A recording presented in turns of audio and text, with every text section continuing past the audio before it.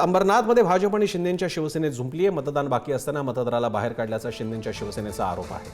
निकेश शार्दूल आपल्याला अधिक माहिती देतात. निकेश, काय प्रकार घडला?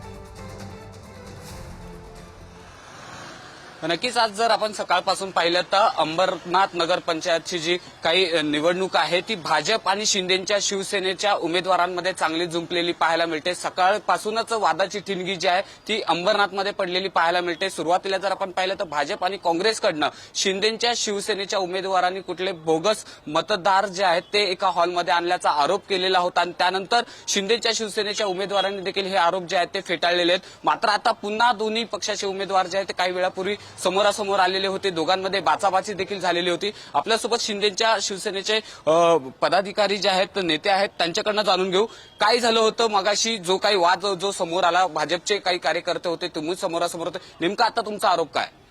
आमचा कार्यकर्ता अमित जयस्वाल हा ओरिजिनल पावती घेऊन आतमध्ये गेला होता. लाईनीमध्ये रितसर उभा होता.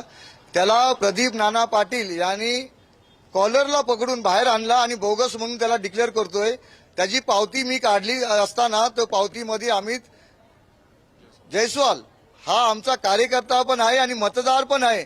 अशा लोकांना तो मतदारला आमच्या मतदानाच्या हक्कापासून तो वंचित करत आहे. अशी झुंडशाही आणि भूमाफिया गुंडा हा इथे दहशत माजवण्याचा प्रयत्न करत आहे.